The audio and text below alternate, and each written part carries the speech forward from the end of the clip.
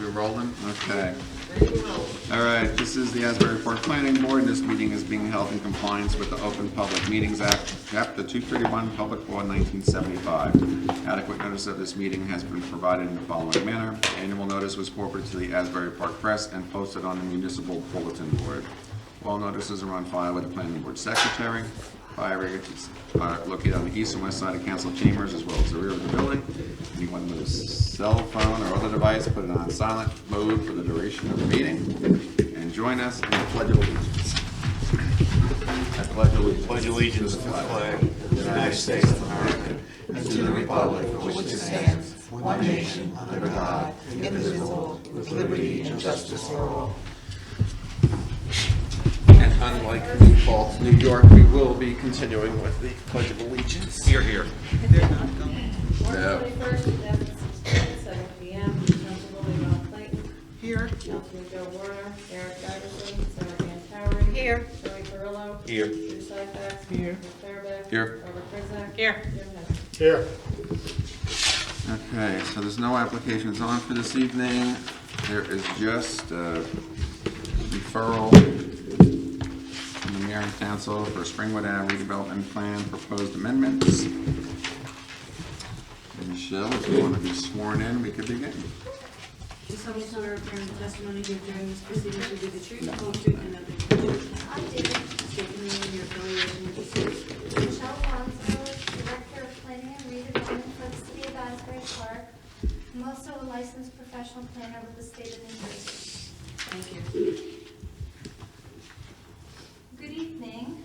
Good evening. I am here to present to you tonight amendments to the Springwood Avenue redevelopment plan. There's two main purposes to this amendment. One is to make it transit and bicycle friendly, because of the main reason why I'm amending the plan is I need a contiguous redevelopment area for the city of Asbury Park to apply to state of New Jersey to be designated an urban transit hub. And I had a pre-meeting with representatives from DOT and J-Transit. They had found that Memorial Drive being zoned light industrial problematic. So they had recommended I incorporate it either into the Main Street redevelopment plan or into the Springwood Avenue redevelopment plan.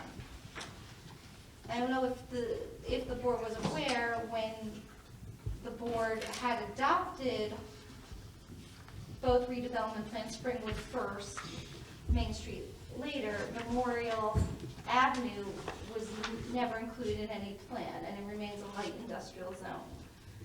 So that's the main purpose of today's amendment, to include the boundary along Memorial down to the city border with Neptune and north to Summerfield Avenue. Our boundary for the urban transit hub has to be continuous. And so first I'm going to refer to the document, the main document, which has the council resolution. That has the individual pages that are to be amended and includes in it the two maps to be changed. The overall boundary map, that is on page 5, and the subzone map is on page 11. Because as I was examining the zones, I also had heard from the Housing Authority that they wanted 3 of their properties included in the redevelopment plan area because it gives them a point advantage when they apply for affordable housing tax credits. And I had also heard from other property owners that would like to be included in the redevelopment area. Again, it gives an advantage to different state subsidy programs. Would you like me to go through the changes page by page? Yes. Yeah. Okay, so I also have a second handout where it's just text, and I have also done that. That's the same as the one with the plan amendment, just I had done this for the ease of what, if we're going to end up attaching this to the resolution, but it's the same minus the photos. Should we mark that, or how has it been marked? It hasn't been marked as yet. All right, well, let's make it C1. You could do the whole package if you want. The package includes the council resolution Okay. referring it, the actual pages to be amended, the text of the amendment, and I included the two current boundary and zone maps there in the plan, so you could see the boundary changes and the old zone map. Okay, so you want to refer to the whole packet as C1? Yes. Okay, that's, we're just identifying, we're good. I'm sorry, Michelle, Yes. did you say it's going to be extended to Summerfield Avenue? Yes, Summerfield Avenue along Memorial Drive? yes. It doesn't show that Right on, on this on this. large one, it, Right, that's the old one. The large one is That's the the way old it one. is now. You oh, have- it says, This is the new one. I see that, and I thought this, because this is saying February 16 amended Springwood Okay. Ave redevelopment I'm plan. doing the same Oh, I'm thing. sorry. Right, That's- yeah. That's my No, this error. is now, and this is what they're. That I saw. Because I Okay. started to, Okay. because I started to amend the document itself. That's just me with my Word document, that the old map is mislabeled.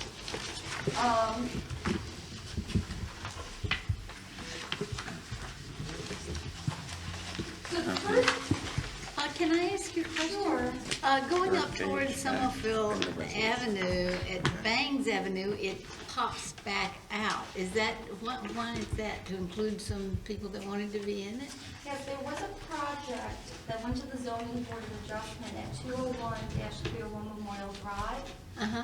for, one's a purely residential building.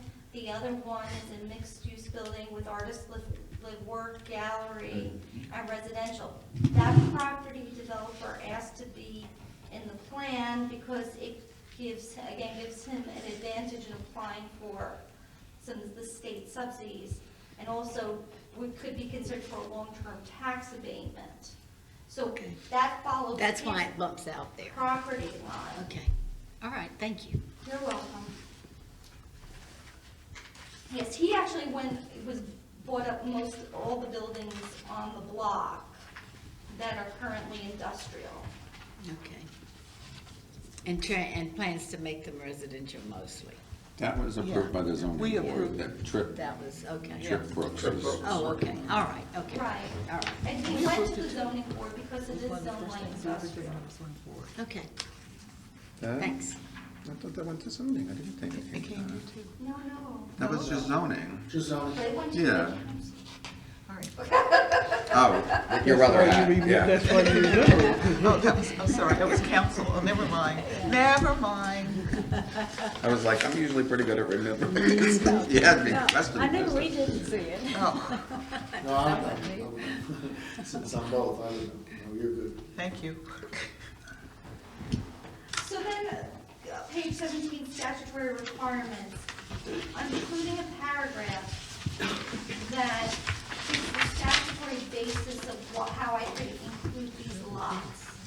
I'm including them under the city area need rehabilitation designation, which is a little different from what this board has seen before. So it's not an area need redevelopment, it's area need rehabilitation, but you can include that in a redevelopment plan.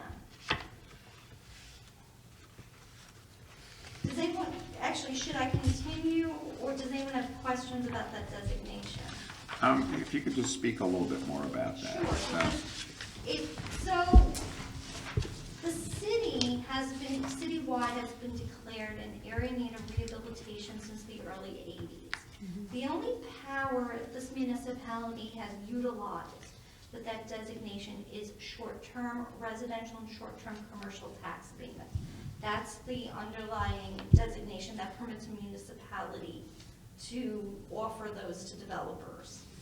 And one of the things that this municipality has not done, that other municipalities have done, is create redevelopment plans using the area need rehabilitation basis.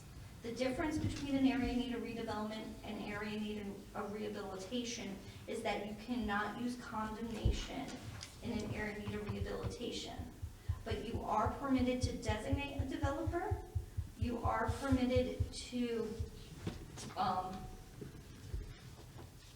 dispose of land without having to go to bid. And the third, most important, is if you're in a UEZ zone and you're in an area of rehabilitation and there's a redevelopment plan, you can apply for long-term tax abatement.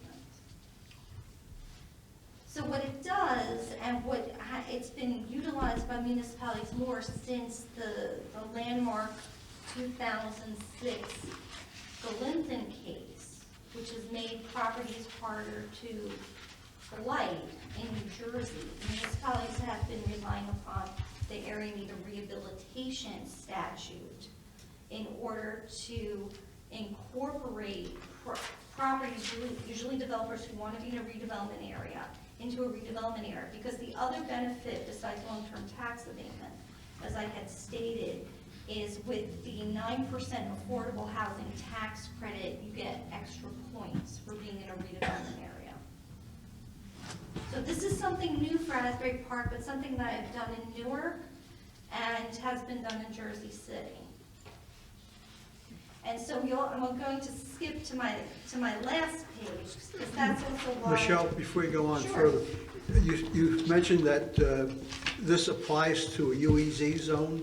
If you are in a UEZ zone and you're in a redevelopment plan area and it's a rehab area, you are eligible for long-term tax abatement. Okay.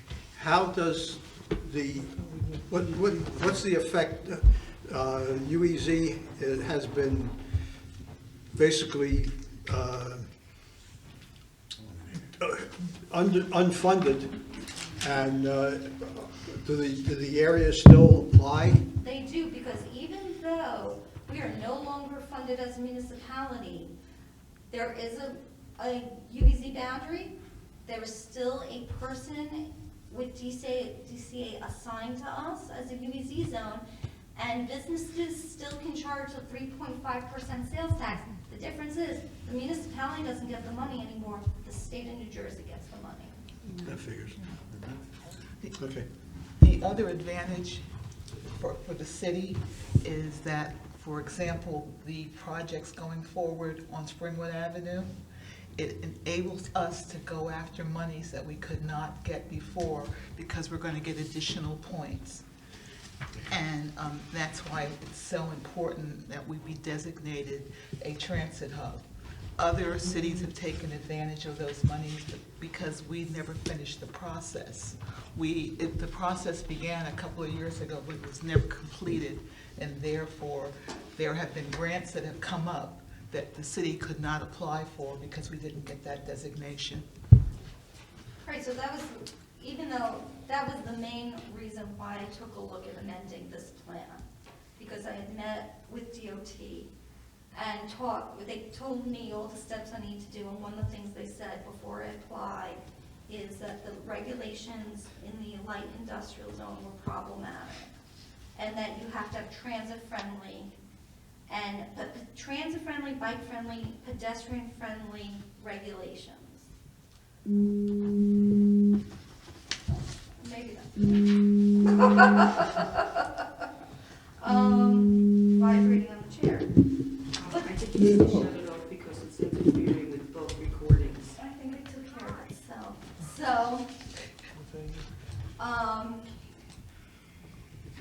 but then as I was going to expand the boundary, I made it known to property owners I was going to do this, and I received more than positive responses. Housing Authority was practically begging to be included, and this developer, Mr. Brooks, is very anxious to be in it as well.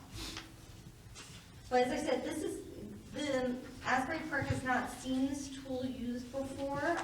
It was used extensively when I was in New York. And again, because also during the last 10 years, some of the funding programs at DCA got a little bit more aggressive with having to be in a redevelopment area than in the past. So then, I see that the area has almost doubled as to what it was before from the old plan. I wouldn't say double, because this is the boundary of the old. We went down, to the border. Right. And up for about 4 blocks. So we extended it. Right, and then you've extended it down to here, which is a large, Right, that's how the housing authority. right, and then up. Right. But is there, I mean, was the logic that was used in order to include, or, to whatever the new boundary is, was the logic that was used that when you reached out to people and they said, please include me, is that how it was determined that these are the new borders? Right, for the southern one, yes, because housing authority was very anxious, because it gives them points in the Sandy rounds. Not this one, the next round that they're going to apply for, they get 2 extra points. I guess where I'm going is that why wouldn't it be, and only because I don't know, why wouldn't we just do it straight all the way up Langford, include everything, as opposed to some houses in and some houses out? Well, one of the interesting things, and I don't know why, and this board saw an amendment to the Springwood Plan in 2014, my predecessor cut properties out. And I don't know, I say I don't know why, because I don't understand what was the benefit of cutting properties out. So I respected that a little bit. That's why this map, that from the 2014 amendment, you have a gap, you have a slice through. And Right. I read somewhere his logic was it was redeveloped.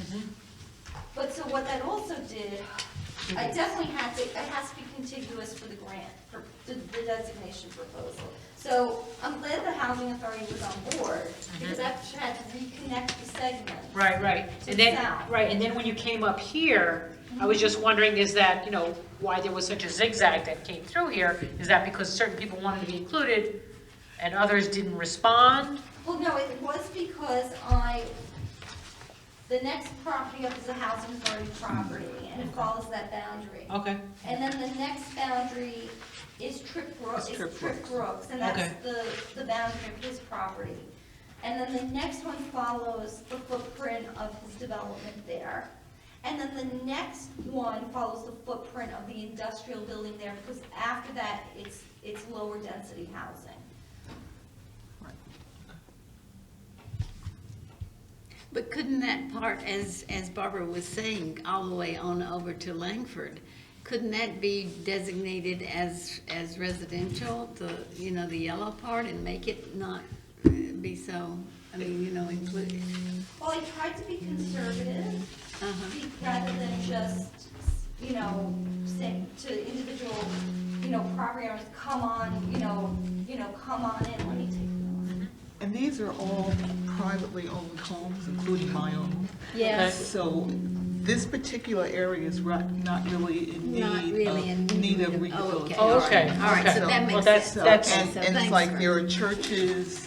Okay, so that's why we wouldn't a include Masonic them. temple. So they wouldn't be So included in the they're fine. redevelopment. Okay, all right, Housing. that makes Okay. sense. All right. Right, because the other thing with this redevelopment plan, the residential designation, the residential zone is denser than what has been traditionally developed further into the neighborhood. The density is a little higher than the R1. Okay. Is there a downside? And if so, what is it to expanding this particular area to be included? There is no downside if someone wants to develop pedestrian, like urban fabric type housing. Because this redevelopment plan, it calls for, when I say neoclassical development, like Springwood Avenue, it's supposed to be neighborhood commercial, but that's kind of what we want anyway, because we don't want drive-throughs. The other negative is that obviously industry is zoned out. But these parcels that I included in have been vacant industrial, or the one that's closer to Summerfield has marginal industry, has a little bit of warehousing, but basically turned the warehouse into a mini shopping center. So the downside is only if someone wants to continue or go and do light industrial, that you can't do light industrial anymore, and anyone left is grandfathered.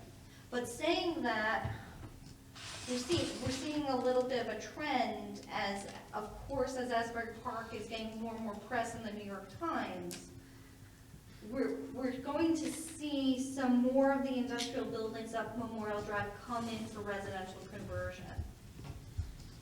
I say unfortunately because one of the policies in Asbury Park is the retention of light industrial jobs, but we already have farther up Memorial Drive a big seafood facility relocating to Wall because they grew out of their space.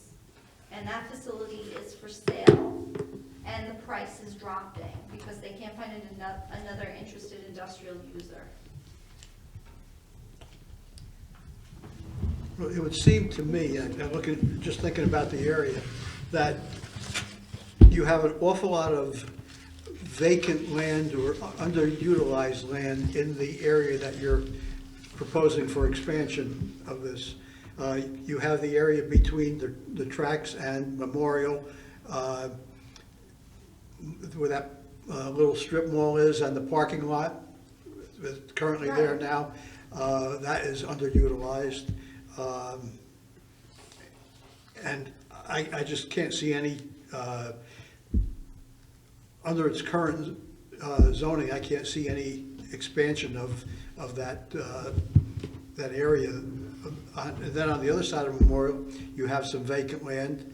Again, I suppose somebody could develop that. You just had a house adjacent to that, just west of that was demolished. So and maybe that should be included in this overall plan, that other vacant lot. And you have a couple of strip malls that seem to be hit and miss. I mean, the businesses there don't seem to be too stable. They don't, so I can't see, unless there's some legal downside to expansion, I can't see why anybody would be opposed to it. No, and like I said, the property owners are asking to be in it. They would like zone change, and I really feel, I felt probably we should have done a plan amendment when Mr. Brooks first proposed his project. That probably would have made a lot of sense, because he obviously was doing it because of the proximity to the train station, and he was awarded urban transit tax credits, and I'm surprised. No, actually, he got them before the state required he had to be in a redevelopment area. He was awarded $9 million from the state of New Jersey for being within the quarter-mile radius of a train station and bus station or major rail station, and that he's doing transit-friendly development. So, I see the move is going to be towards mixed-use with residents who love to take advantage of the proximity not only to the train station, but in reality, the proximity to our bursting CBD. But what we are seeing on the west side is that quite a few of the developers are seeking different state subsidies to do development, which is not a bad thing, because we'll do what it takes to spur the development along that corridor. And it will help the Michaels project get off the ground before the end of this year. All right, so, should I keep going? Okay. So then the next change was the boundary description, to what I had stated. South of Boston Way, north by Summerfield Avenue. Then page 18 is another place where I make the distinction between the area need of rehabilitation designation and the area need of redevelopment. Then, the area description and surrounding land uses, at the bottom of that section, I did a little update of what were some of the current projects. Because, my predecessor had not updated that with the 2014 amendment. So page 19, the same. The surrounding land uses, I added the sentence about the Housing Authority's Boston Way project. Then page 24, we get into the meat of the redevelopment plan, where I have a section for properties fronting Memorial Drive. And the reason it's residential use, artist-led workspace, and other principal uses is permitted within the gateway zone. This is primarily for Mr. Brooks's project. Same with the second floor amendments for properties fronting on Memorial Drive, artist-led workspace.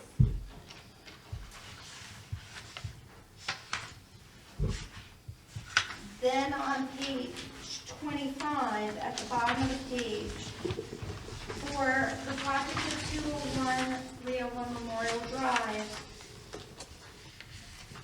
for his project is an 8-story project. I put in that he's permitted 8 stories, but only for his tax block and lots. Because the other thing is, he still doesn't have a final site plan approval. And he still has to come in for it, and it's better that he comes in with as a conforming project rather than having to send him back to the zoning board. You can stay with the zoning board. Because it's already an approved project, preliminary approval, stay there, but again, final approval should be a cakewalk as long as it's compliant. Right, but if I had not put this in, it would be a new variance. I'm just saying, so that the board understands, he doesn't come here for final, now that he would be a permitted use, so to speak. Right, but that's also what I'm doing. Okay, so then, on page 31, bicycle parking requirements, I added language for multi-family dwelling units have to provide storage of 2 bicycles per unit. And this is primarily, not only because I find we're a bike-friendly town, and a lot of the developers are already providing bike storage, but I need this hard transit village designation. Then acquisition relocation plan. This, again, I made a clarification of what is an area need of rehabilitation, because you cannot acquire property as an area need of rehabilitation, so I made that clarification there. And on relocation, I made a similar clarification. Then, for Appendix B definitions, I added the artist live work studio definition, and this was a suggestion of our redevelopment council, because there's not a clear definition even in our zoning ordinance for this. And then the last one is urban enterprise zone. To do a tie-in, I put a description about the urban enterprise zone to tie-in so that the properties that are under the rehabilitation statute would be eligible for long-term tax abatement as the combination area in need of rehabilitation and being in an urban enterprise zone.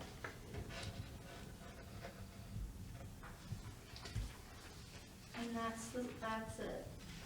Michelle, can you go back to the 8-story building and what is surrounding that? The maximum height of buildings surrounding that is what? They're 4? they're 2 stories. 2 stories. What's your justification for the 8-story, other than the fact that that's what was been approved by the zoning board? Because it is because it's within proximity to the train station, and the bus station, it can support a higher density. That's actually an argument that their planner made at the zoning board of adjustment. And also that the property has a light industrial zone that is not well suited to be a light industrial zone with its proximity to the train station. But you're proposing to change that light industrial zone to mixed-use residential? Yes. Okay. What bothers me is that an 8-story building in that location sticks out as a sore thumb, and it, at first blush, is kind of almost spot zoning for one person. And if that's going to be part of this, I think then you need to have a very strong argument as to why it should be.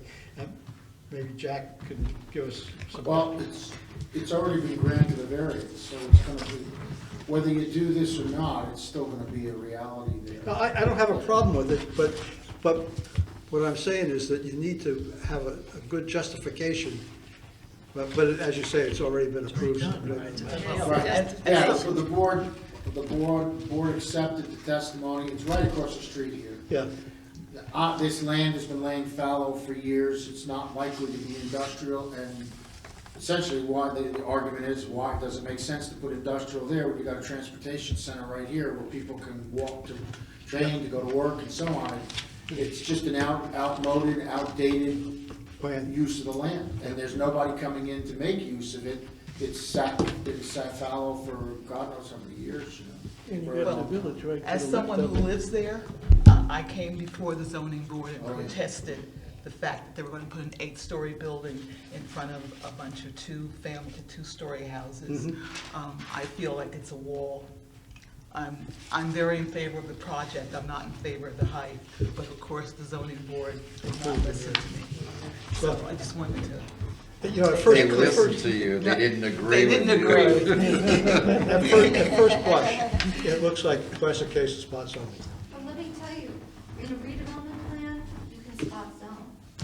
And there's That's never good planning. No, good, I'm sorry, I didn't mean No, to. you could do that because I was gonna say, but I wanna give an example from the zoning municipality, because I've been taking it upon myself to take the 13 amendments attached to the back of the CPD plan and incorporating them into the plan finally. Because it's very, as you might know, it's very difficult to follow the plan with the attachments in the back. And over a course of 10 years, we've done amendments block by block. I've been saying that for a bunch of years, Michelle, that plan needs revision, and these things should be incorporated. And that's one of the reasons I've started now to incorporate, because even I needed to do that for myself, to be able to read the plan, especially a lot of the amendments were insert on page 12, this paragraph.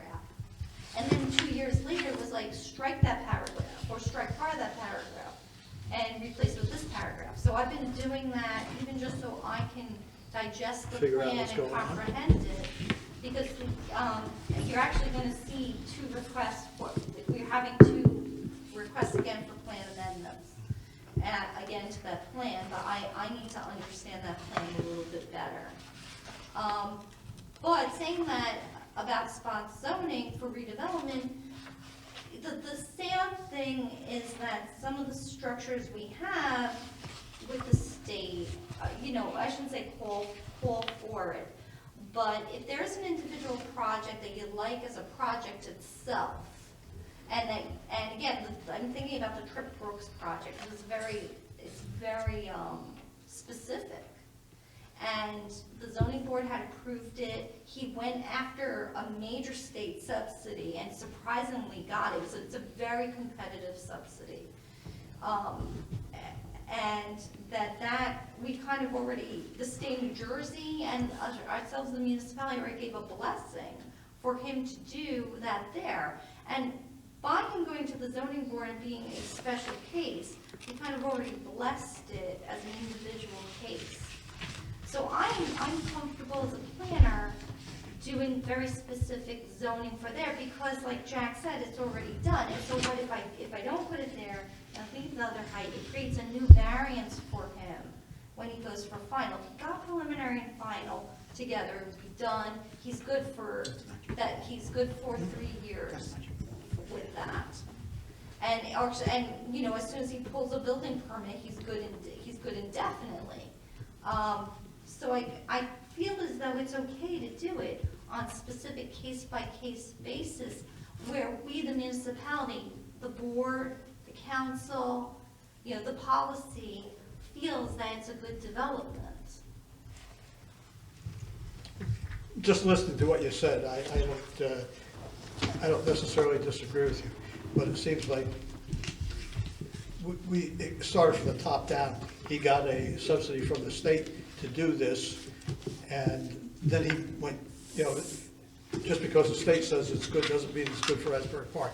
Having said that, I'm in favor of expanding this area, so. Michelle, on page 31, and I know that this isn't something that you changed, but this has to do with the parking, that eventually, someday we hope that we have an issue here with parking. I just wanted to find out, is that, is everything here is really off-street? And on the very bottom, the last paragraph, it says, on-street parking spaces within the cartway between the lot lines of the site. What does that mean? Just so that I know. I'm sorry, which of the two? Well, on page 31, the bottom here, because it's saying that everything is off-street, which is fine. Right. And then it says you can use on-street parking here. So it sounds like that's a lot of the zone, that you can actually count on-street parking as off-street parking. That's right. I'm just worried about the future. Right, that was in the redevelopment plan.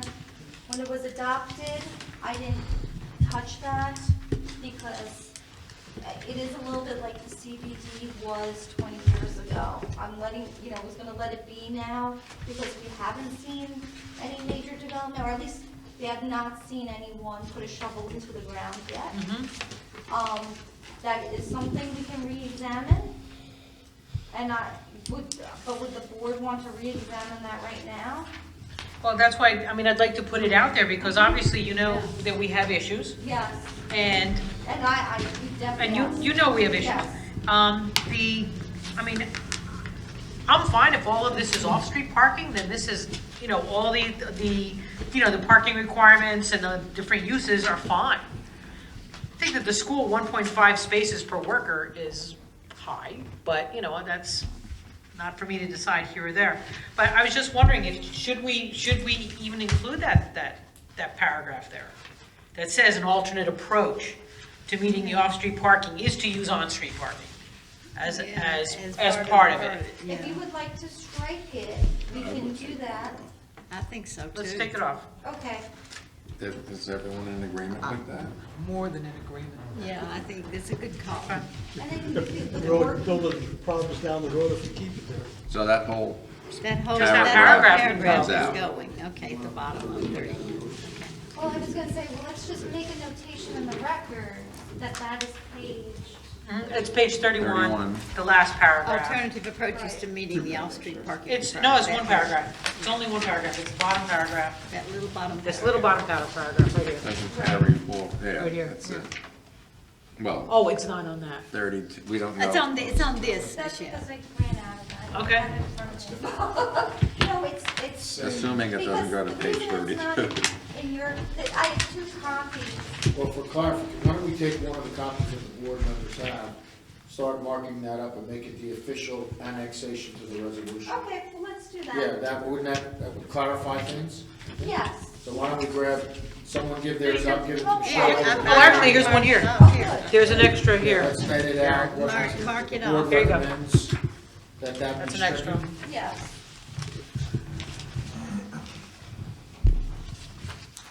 Because that change was just the changes I was making. That's fine. No, I just want to make sure This it is- reads, right. you know, it works. Is it okay if I mark Barbara's copy? Cross that. Oh, it's in this one. Right. Too. It's right here. Yeah. So Barb, you might want to write down a note that, because it's part of the resolution, we'll put a reference in, that the board recommends that paragraph such and such on page blank of C1 be stricken. Thanks.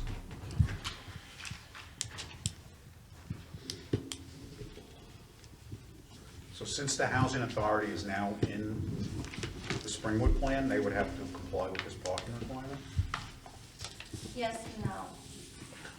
All right. Why not? What's the Show's no? alternate. Usually Tell me nobody's the no. gonna answer something. Why not? In theory, yes. Well, this, striking this, what this does is, of course, anyone coming then with an application, and if they're deficient, it would be a deviation, the equivalent of a variance to the plan. So, but to tell you already, the Boston Way project was already deficient on parking. Right. And so what happens? They'll still be deficient in parking. Well, they'll ask for a variance, they'll ask for a variance, They never- right? We got a No. variance. But, Where do they get a variance? well, no, meaning, actually, that's the thing, they're gonna come before you, either end of April, beginning of May, to do actually, a courtesy review. Because they are a government entity, that it's a courtesy review. They have to follow our zoning as a guideline, but they don't apply for variances. But I have been meeting with them, and I've met with them 3 times already. And one of the very first things we did talk about was parking. And I know they are deficient on parking, but they're now counting the street spaces that are on Boston Way. And then the other thing is that my experience as a planner for the last 19 years is that these types of developments are not one-for-one car. So they actually are providing a lot of parking on site. So much so that I had to talk to them about expanding the width of the walkways rather than like having such a heavy car emphasis. But they've met with me 3 times, but they'll be coming to you at probably the end of April, beginning of May with their presentation. Because one of the other things that they are going to come to you for, that's definitely not binding is probably the wrong word, is that we're going to ask them to reconfigure Boston Way itself. And so they're going to do a partial street vacation, because what you see paved as Boston Way is partially on private property and vice versa. So that's a thing that we're gonna have to straighten out with that street, get the title work on the street correct. It doesn't look like Boston Way services anything except the village, Right, right? because it's the border with our southern border. Yeah. So anyone parking there is really just for the residential, and it is gonna be all residential development. Yeah. With a community center, that's a requirement, for the state tax credits. And also, I understand that they don't really have to ask for a variance, but will they be adhering to the bicycle requirement that you have in here? Yes, Okay, so places to store, yes. okay, good, good. Okay. So that would be 2 bicycles per unit. Yes. So that's 200 bicycle spots. Sounds like an awful lot to me. That's a rack. You know, how many racks do you need, right? A lot of racks. That's a lot of racks. I know, that sounds crazy. If you want, we can alter that, if you feel that's too much. I mean, I think it's for way too much. a place like Boston Way, probably, Way too but not for others. You think? Still You know, think you think it's still too much even for But other you're saying you multi? need that to, I need a bicycle requirement, I decided on 2. oh, you decided on the Well, 2. because when you think about a household, Right. kids have bikes. Yeah. Kids have bicycles, not only adults. And it also gets developers to think about, they have to provide the storage. Because, okay, maybe let's say they don't, they have to think at least about the storage and what the reality of it is. And you know what, they need to ask for relief, they can ask for the relief, but, I mean, kids have bicycles, adults have bicycles. But this isn't gonna be, I mean, this isn't, the way I'm reading that, this isn't bicycle racks outside next to the parking lot. Right, This is, it's storage. it's in secured storage in some respect. Well, it could be, There's you no know, common areas in the Boston Way development. There's no common garages or anything like that to do that storage. There's no the basic community- storage? The area with the community basements. center will have the storage, Excuse me? the community center. But it's a community center, I guess. It's not a storage facility. There has to be storage for units, because it's not, if it's not bicycles, there has to be storage for people's everyday lives. And otherwise what you see is a spillage of people's private lives into public space. And I mean to be like, not just for this, in general, and we've all seen that, where balconies become storage areas, or what is supposed to be places where people park their cars, because their unit doesn't have enough storage space, it becomes the place where they have to store their stuff. So developers have to think about, they have to carve out space for people's stuff. Storage doesn't make them money. That's the Right. problem. So they're not thinking about that, and the not majority aware of any of, storage. the majority of the Boston Way. apartments or condos in Asbury aware. Park don't provide storage. There's no sufficient bicycle storage in most of the communities either.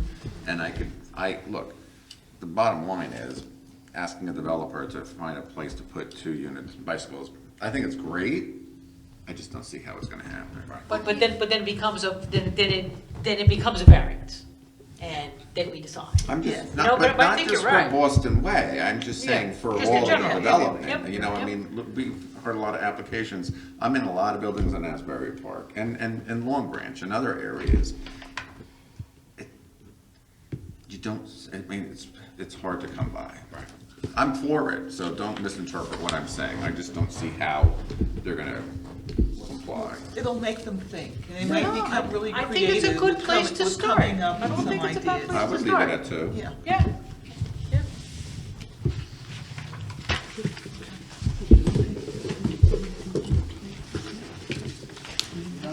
Any other, comments? So on the parking, I'm looking at this document, which is different than that, and this document, I don't know how to differentiate which is which, but the document that I have has a section about, what's the shared parking for hours offset, is that in here? or- It is. It is, okay, all right, that's a good thing. That's not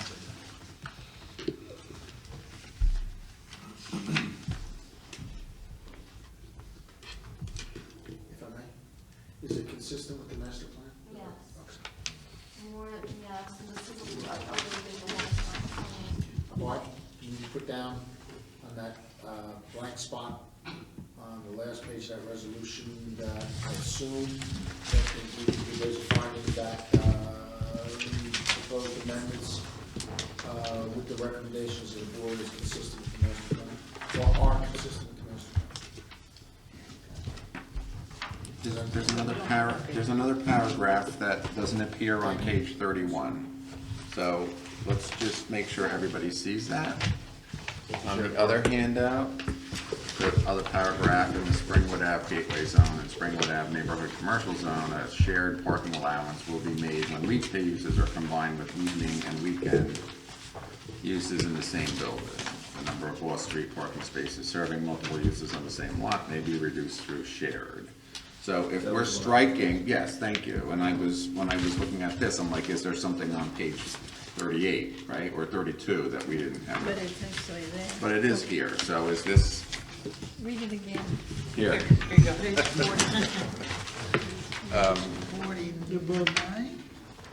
48? Oh, 48? No, it says 9, yes, yeah, Well, yeah, yeah, here. on page 9. Okay. So this is what we're talking about. This is what we were striking, but Right. then there's this paragraph that we didn't see on this document.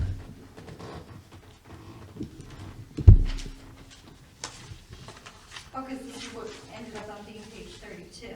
Mhm. Yeah. I would strike them both. I mean, that's what I would propose, but You want to strike shared parking? shared parking allowance would be. You know what? I What do prefer you- we keep this because this is something that DOT likes to see. Have you ever seen it work? Mm. No, sorry. But I was gonna say, but this is one of the things that DOT likes to see as, you know, transit friendly. Shared parking is a buzzword in planning. What does it mean It exactly? means that it happens naturally, it's supposed to happen naturally. Basically, that daytime, you're sharing, the sharing of a parking lot by daytime users and evening users. Okay. So that space is always filled. So an example is, you have retail that's open from 11 to 6. That those parking spaces, when they are freed up at 6, that a residential user who's coming home from work at 6 can fill it. And the idea is then, well, they're gonna vacate it in the morning anyway, so then the retail user can come and use those. Okay. Right, that's the same concept we used on Lake Avenue, right by, what is that, Crest and Crumble, that area, where we say, all right, employees can park there during the day, they have to be out by 6, so when the residents come home, they use those spots.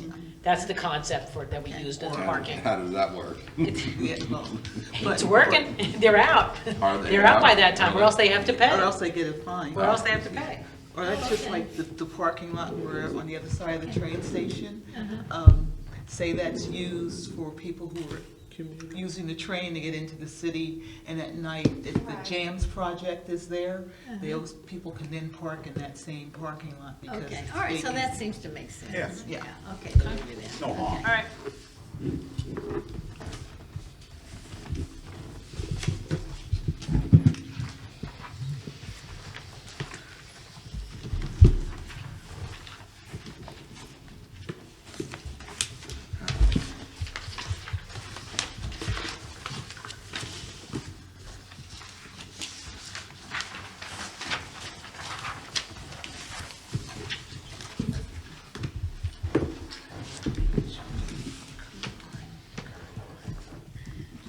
Does anyone have any more questions?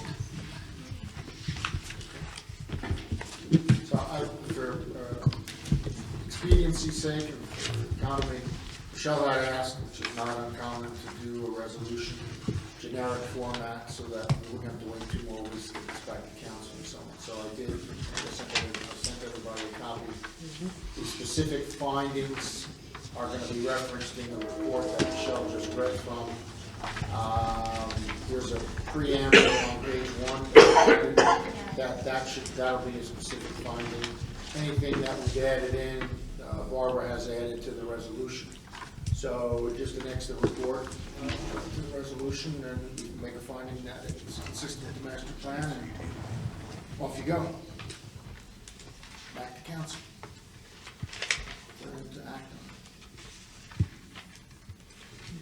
So we need a motion and a second. I will move. I'll second. Got that, Barbara? Councilwoman Yvonne Clayton, Yes. or Ann Towery, Yes. Carrillo, Yes. Southside, Yes. Robert Driscoll, Yes. Jim Harris, Yes. Eric Bellinger. Yes. Thank you. Okay, thank you. Thank you. Good.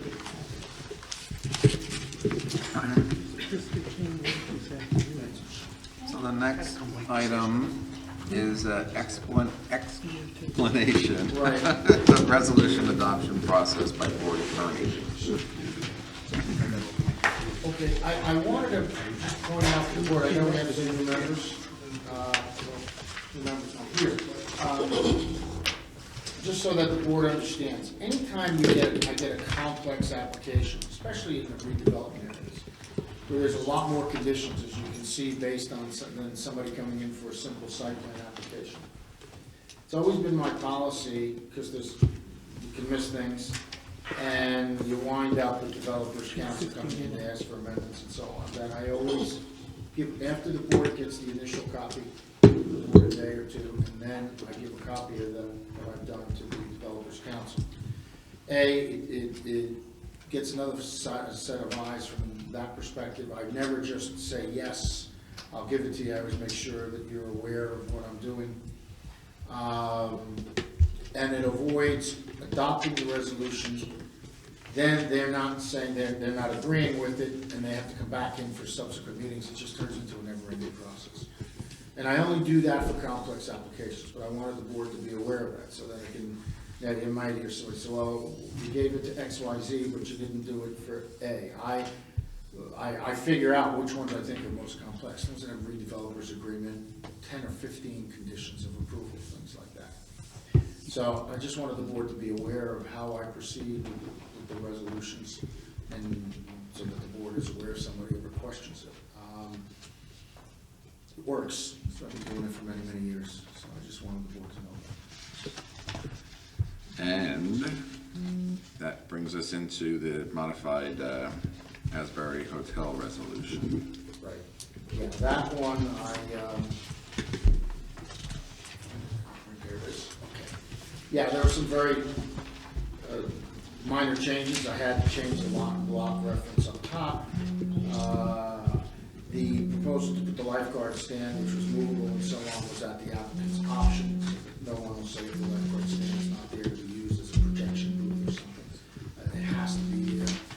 On page 2 and number 6, I had to reference that it's only portions of the facade of the building are going to have concrete stucco versus concrete panels. And the location of the temporary construction trailer, number 11, is at their option. However, I kept in the language, which there was no problem with from their perspective, that it will be removed as soon as the project is completed. That was very important to the board. And number 12 makes sense. I just put general references to the other some of the other amendments without reinventing the wheel and making this a 12-page resolution. And that's basically it. So the changes that I made, in my opinion, from a legal perspective, are more clarification than anything, and did not jeopardize the approval in any way, shape, or form that the board granted to the applicant. And I struck out number.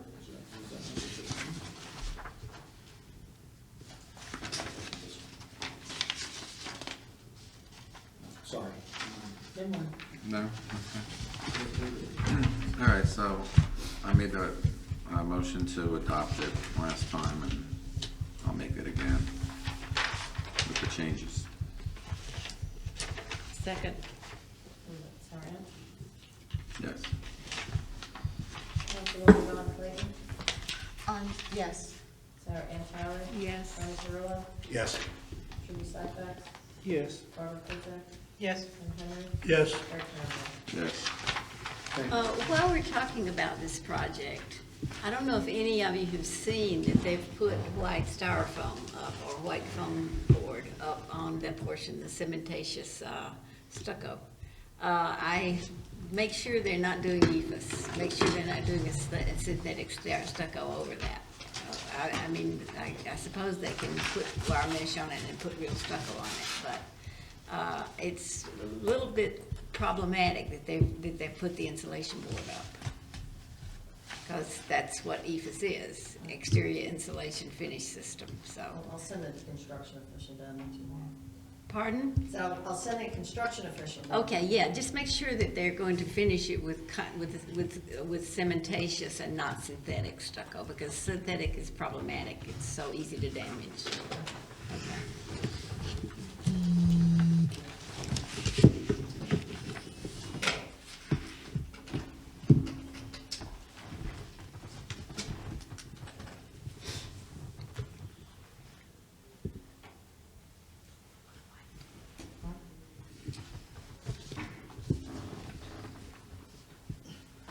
We're done with that?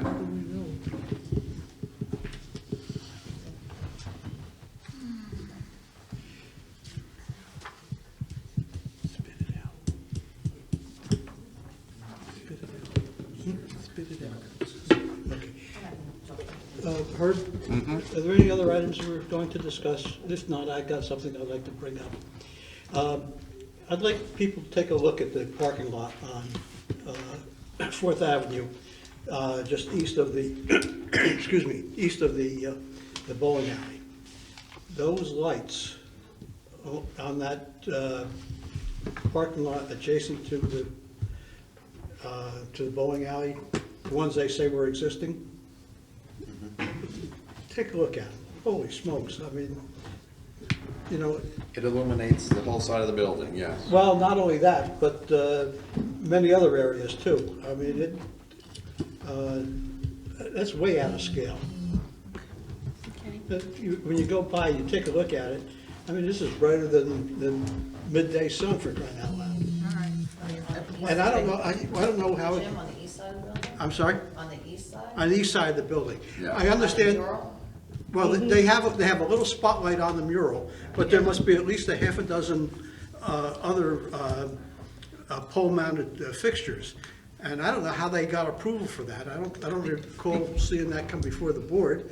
I And don't think it did. No. What happened was, because Werner was complaining about the lighting and saying we should do something, but it was 11 o'clock at night and we were tired, and we said, okay, that's why it went through. But it has to come before the council before Well, they get I final. would urge the council to take a look at the illumination in that parking lot. I mean, that's way out of scale.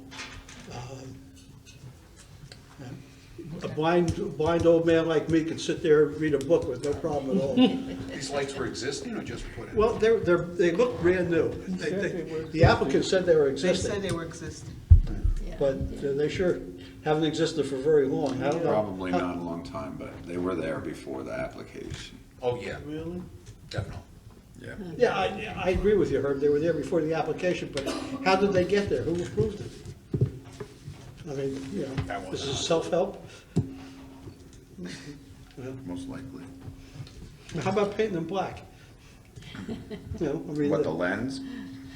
Yeah, well, you know, the poles are black, you know, like they did during the Second World War. They put they painted the black, Or put a screen over the them. top half of your headlights were painted black, so you wouldn't get the,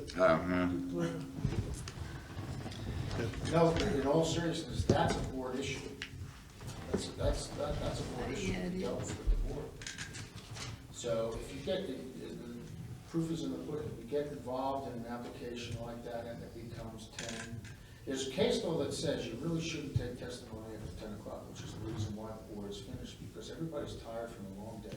You start to not care, make mistakes, myself included, and if you, no matter what an applicant says, if they're under a deadline, they had all the time before they came to you to meet their deadlines. All applicants, all developers will say, you have to hear us tonight, because if you don't, we're gonna lose our financing. How many times have you heard that? And it's, if you see it's getting near time and you're tired, 99% of the time, there's no problem with going to another meeting, and we meet every 2 weeks. So don't hesitate to push back and tell them, I'm done, I'm gonna make you come back in 2 weeks. Yeah, I mean, that was a special meeting, so that was a little bit different. I mean, that I'm was just the saying, normal. just to keep that in mind, I'm not, you know, well, whatever's done is done, but at that point, and the applicant said in his testimony that that was a pre-existing condition. So if that be, I suppose we could have set a requirement that they would have to remove it and, you know, revise it, but that's not something that gets done very often. But it's something that needs to be looked at. Is it possible that once an approval has been given, to rescind that approval? only based on fraud, misrepresentation of facts, and things of that nature. Once you've given an approval, and unless some new evidence comes up that says they've committed a fraud against you, or they've misrepresented, intentionally misrepresented you. Yeah, under those circumstances, new evidence, yeah, you can change your approvals. Yes, the answer is yes, you can do that under a limited set of circumstances.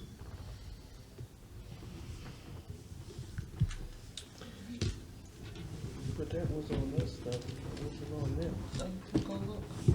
Well, you know, it's just something that, it really is very bright. And I think during our discussion, their response was, it's a pre-existing condition, and we're not really discussing that. You know, I suppose we could have put a condition in that they would have to, Well, you could always say that you're not discussing it, but we are. yeah. It's good to remember that in hindsight. Yes. Yeah, no, Yeah, look. I understand. We The learned process something is all what the the time. process is, 20/20 hindsight's perfect vision and all that sort of thing, so. I can't even get it right that way. But it's good to know that we still have an opportunity with the council, because when it goes back to. Yeah. Because they want us to sign a subsequent developers agreement. Yeah, but does the council have any, Now, you gotta be careful, the council I don't- doesn't have jurisdiction over you over site plan can't issues. change that, Yeah, you gotta, that's why I'm saying you gotta deal with it here. You Is there- gotta do your best to deal with it here. Is there a practical way to rectify that at this point? I would think you could check permits that were pulled, even electrical permit, construction permits. I don't know if zoning's involved with lighting like that, but at least they had to have had an electrical permit. We can see what kind of permits they had for those lights. And if there's none, then that's an issue, and if there are, then we can look into what it is. Yeah, plus, keep in mind, you probably have ordinances that exist on the books about nuisances and the like. And if it really is becoming a nuisance by flooding onto other people's property and so on, there are other ordinances that can be enforced. Well, if you ride by at night, and I urge everybody to take a quick look, it really does stick out. And stadium-like. Well, it might be that, but also it impacts their own property next door, Well- Right. which they might realize Yeah, anyway. Yeah. they may take them down. They might take them down Yeah. once that hotel is up. Right. It'll be in people's Windows, rooms. You yeah. know, when they build across the street to the south. Right, that's good, that's gonna be a bigger issue, but I think Yeah. I'm hoping that it'll get resolved prior to Before that, that. because they'll see what impact it has. But- They're eliminating whatever they have surrounding Right it, now, so yeah. it's not impacting that I'm aware of anybody other than Today. their property. Today. Right, today. Right. Okay. We're done with that, and then we just have to talk about the RFPs, so I don't know. I think I should be recused when you talk about, because you're gonna, it's gonna give you the ability to discuss what you have to discuss. So if you're going, then, I mean, Michelle's gonna be here to record us, and she's part of the process. So I think what you could do is just talk in general what we're gonna do. Yeah. And then all the details, what I was hoping was that the board members would send me their comments and I would incorporate it and then send it out to everyone. Because the beginning section is very specific to the town. I know Herb sent me some details on the percentages that you all saw. There was revised things, I had gone back and forth with Michael about stuff. So I had gotten comments, we tweaked the numbers, got it back to him, we tweaked a little bit of the knowledge of his experience and something like that. So that, I could email that to you or everybody, however we're gonna do this. And I did speak, or I went back and forth with him, and I'm just gonna look at my email because I asked him the next piece of who's gonna create the RFPs, and he responded to me tonight that he is. You said that last week. So, is he doing it, or are we having you He's do in it it? tomorrow, because I was downstairs in finance, and there's specific language that has to be put in there. Right. Boilerplate. Yeah. So that goes in, and then what the board wants, specifically on the descriptions for each Mhm. professional, that's really up to the board to decide. Right, So, I'm sure- Michael can maybe put together whatever is required by the state. But I mean, in general, maybe, you know, What we've done in the legally, I past. think the board is the one who determines. Content is your Specifically, right. responsibility. Right. You set the criteria, the law says you hire and fire your own staff. Mhm. So you don't abdicate that to anybody else. Procedurally, yeah, the city administration can help. Yeah, I'm sure what he's gonna do is the template of what the RFP should look like, send it out, and you get to tweak it and say, well, this is what I'd like to see in this in this section, and this is what I'd like to see. And he'll incorporate all of those things together and then send it out again for final approval. And once it's been approved by the board, then it will be sent out for bids. Specifically the language, how you want to set it up, whether you want a committee to review it, whether you want it to come back to the entire board. I mean, that's something the board has to decide. The criteria, the specification, the qualifications, what you're looking for. You want 10 years, you want 20 years of experience, somebody with experience in Asbury Park specifically, or municipal experience in general. I think that's really what the board needs to determine. So what we can do is I'll put together, what I've been doing is going to other towns and just getting some language and for the parts that I think the board needs to make a determination. And then I'll send it out, then just, as you know, just send it to me, not to each other, and then once it's put together, I'll send it all out, and then with the finance department, because they gave me the language that they used in other departments, and then I'll work with the city manager to, whatever is required because of. This is the one that I spoke to you about, Lawrenceville, Right. which is pretty much what we need. So let me hand this, give this to you.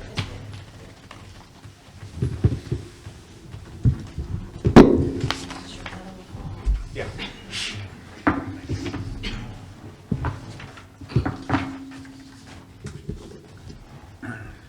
Okay, so we have more work on that. Any other questions? Anybody want to stay or want to get out of here? Move to close. Second. All in favor? Any opposed? No. All right, thank you. I want to hang out here longer. Wait a minute.